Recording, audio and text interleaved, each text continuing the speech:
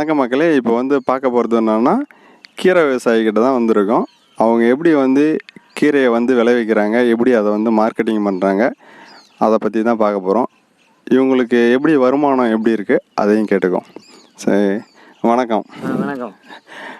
இப்போ இந்த கீரை என்ன ரகம் கீரை பண்ணியிருக்கீங்க? இது அரைக்கீரை என்ற ரகம். அரைக்கீரை. இதை எப்படி பண்ணுறீங்க? இது வந்து உழவுறது எப்படி உழுதீங்க?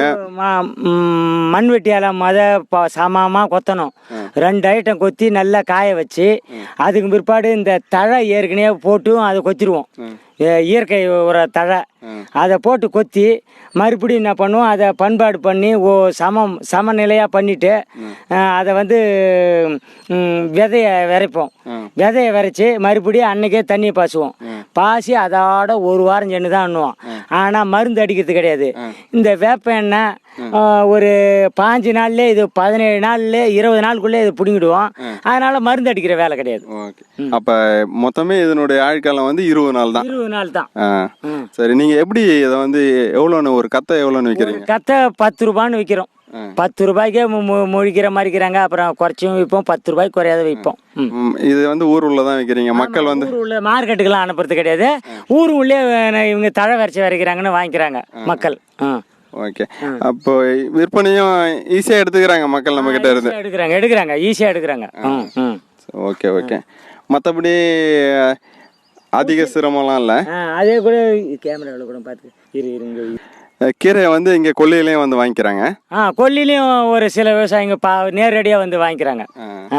சரி, இப்போ கீரையை இப்போ வந்து பாரு எப்படி இருக்கு அப்படின்ட்டு பாருங்க.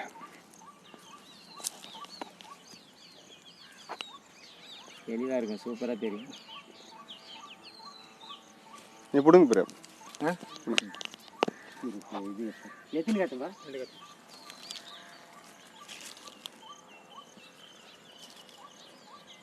அப்படியே இது பண்ணிக்கோ. அது வந்து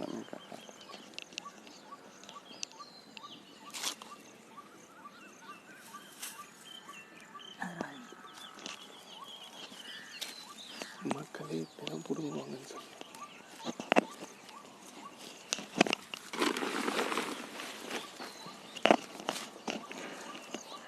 பாருங்க மக்களே. இப்படி தான் வந்து கீரையை வந்து பிடுங்கி கத்தை கட்டி கஸ்டமருக்கு தருவாங்க.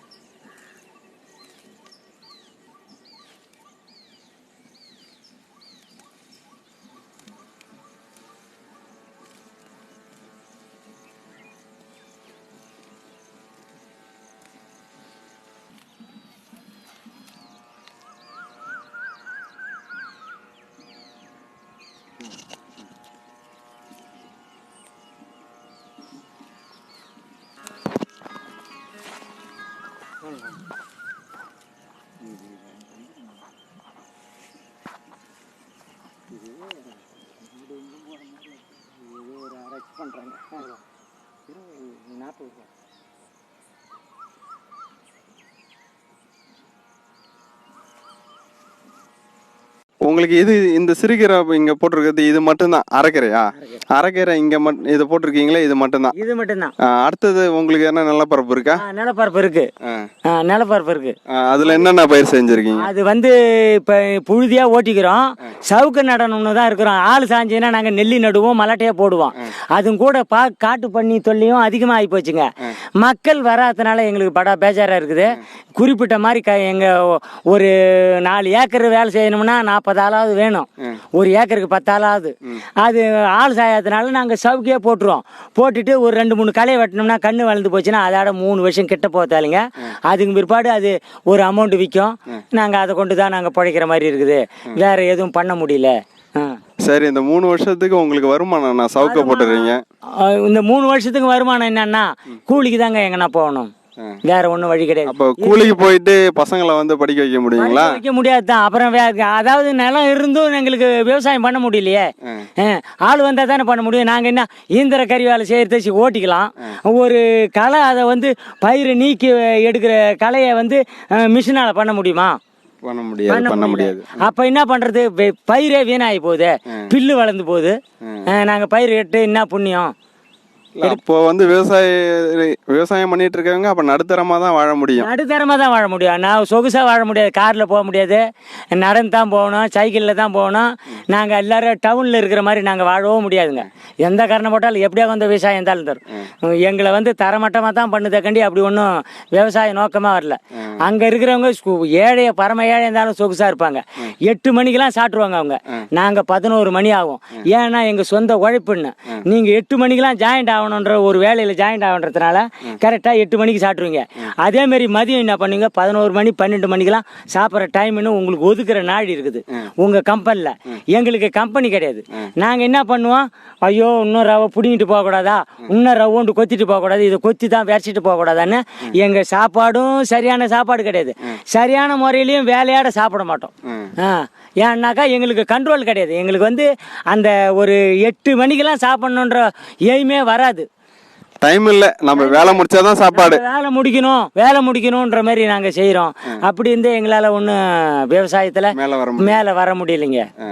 மேல வர முடியல. எந்த விவசாயம்னாலும் கேளுங்க, நான் தான் சொல்றேன்னு நினைக்காதீங்க. இன்னும் எந்த விவசாயம்னாலும் கேளுங்க. பெரிய விவசாயி பூரா கட்டிட்டாங்க.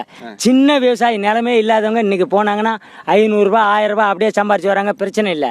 ஆனா நிலம் வச்சுக்கிறவங்க ஒண்ணுமே பண்ண முடியல. அதிக பேர் இந்த விவசாயத்துல இருந்து வெளியேறி இப்ப கொத்தனார் வேலை அந்த மாதிரி கொத்தனார் வேலைக்கு போனா இன்னைக்கு 1000 ரூபாய், ஒரு கொத்தனாருக்கு 1200 ரூபான்றாங்க. நான் சித்தாலா போனா 700 ரூபான்றாங்க. அந்த அளவுக்கு இதுல கிடைக்கலையே. விவசாயத்துல கிடைக்கலையே. அப்ப விவசாயத்தை விட்டு அதிக பேர் வெளியேறதுக்கு காரணம் இதுதான். பாக்குறாங்க, வெளியேறதான் பாக்குறாங்க. விவசாயம் பண்ணணும்னு ஒரு ஆர்வமே கிடையாது. அப்போ உங்களுடைய வாழ்க்கை தரம் ரொம்பவும் மோசமா தான் இருக்குது. ரொம்ப எங்களுக்கு அதெல்லாம் ஒண்ணு ஈல்டே கட்டல. ஏற்கனவே எல்லாம் குட்டை வேலை இல்லாத பார்த்தா ஆளு சாஞ்சுது ஏதோ வேலை செஞ்சோம். இப்ப குட்டை வேலைன்னும் போது பூரா ஜனமும் அந்த பக்கம் போயிடுதுங்க. போகும்போது நாத்தை பிடிங்கி வச்சுட்டு 10 ஆள் நடுற இடத்துல வந்து ஒரு ஆள் என்ன நட முடியுமா? நட முடியாது. வீணா நாத்து காயுது, பயிர் கெடுது, எதுவுமே பண்ண முடியல. அப்ப கவர்மெண்ட்டும் உங்களுக்கு எதிராக தான் வேலை செஞ்சுட்டு இருக்கு. வேலை செய்யுது. எங்களுக்கு முக்கிய தத்துவமும் கொடுக்கல. விவசாயம் நாங்க வேலையை வச்சா தானே நீங்க சாப்பிட முடியும், நீங்க பணம் சம்பாரிச்சிருவீங்க. நாங்க ஒரு பொருளை உற்பத்தி பண்றது பூரா உங்களுக்காக தான். நாங்க உற்பத்தி பண்ணி நாங்களே பூராத்தையும் நாங்க சாப்பிட முடியாது, எதுவுமே சாப்பிடல. நெல்லி 100 மூட்டை அறுக்கிறோம். நாங்க என்ன ஒரு 2 மூட்டை சாப்பிடுவோம், 5 மூட்டை சாப்பிடுவோம். மீதி பூரா மக்களுக்கு தான் போகுது. நாங்க போறது 1000 ரூபாய் போட்டோம்னாக்கா கடைசி வேலை 2000 ரூபாய் போகுங்க. அவங்க கொள்முதல் பின் வியாபாரிங்க அதை குத்தி அதை விற்கும் போது அப்படியே போகும்போது 2000 ரூபாய் போகுது. நாங்க போறது 1000 தாங்க. அப்ப விவசாயிக்கு என்ன லாபம்? இடைத்தரகர் பிரச்சனை அதிகமா இருக்கு. தான் சாப்பிடுறாங்க. நாங்க ஒண்ணுமே பண்ண முடியல. ஆனா உங்களை வந்து எல்லா படிச்சவங்களும் விவசாயம் மதிக்கிறாங்க. அதாவது எல்லாருமே மதிக்கிறாங்க. அந்த ஐடி கம்பெனில இருக்கிறவங்கள இருந்து சும்மா வேலை செய்யறவங்க எல்லாம் மதிக்கிறாங்க. மதிக்கிறாங்களே கண்டி எங்களை அடிமட்டத்திலே இருக்கணும்ன்றதான் நினைக்கிறாங்களே கண்டி. அதெல்லாம் மதிப்பு சும்மா இல்ல அவங்க யாரும் நினைக்கல. நம்ம கவர்மெண்ட் தான் அந்த மாதிரி பண்ணுது. நம்மளுக்கு வந்து கவர்மெண்ட் முக்கிய தத்துவம் கொடுக்கலீங்க. எங்களுக்கு வந்து நிறைய கொடுக்கணுங்க. நாங்க வந்து உழைச்சி நாங்களே சாப்பிட்றோம்.